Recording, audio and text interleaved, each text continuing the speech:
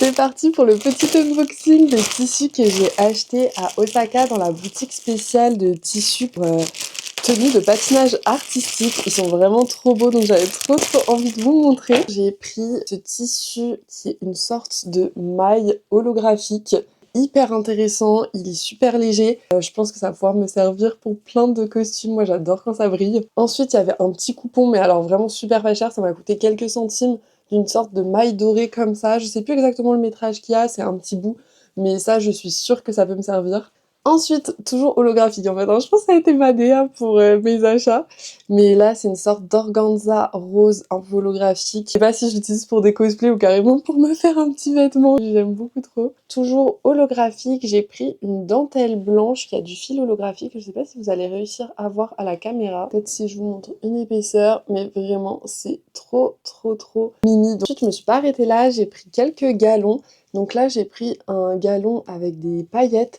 J'en ai déjà des un peu similaires, mais pas en blanc comme ça. J'ai doré et bleu marine, il me semble.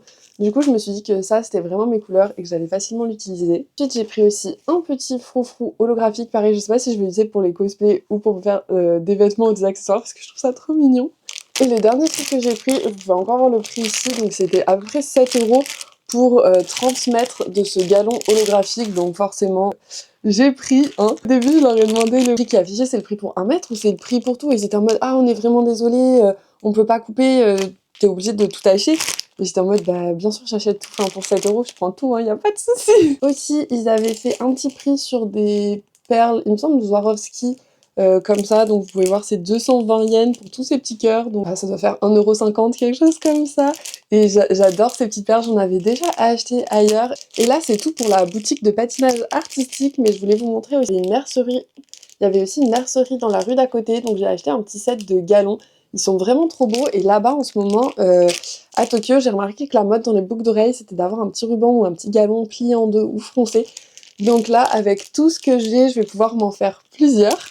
Et pour finir, je pense que vous avez tous entendu parler de Daiso, qui est cette fameuse boutique où tout est à 100 yens.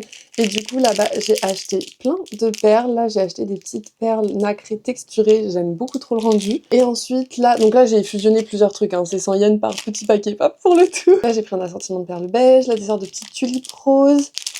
Là, des petits nœuds, des perles. J'ai trop envie de me faire des colliers et des boucles d'oreilles. Je sais pas d'ailleurs si ça vous intéresse que je filme tout ça. En tout cas, je vous dis à très vite pour une prochaine vidéo.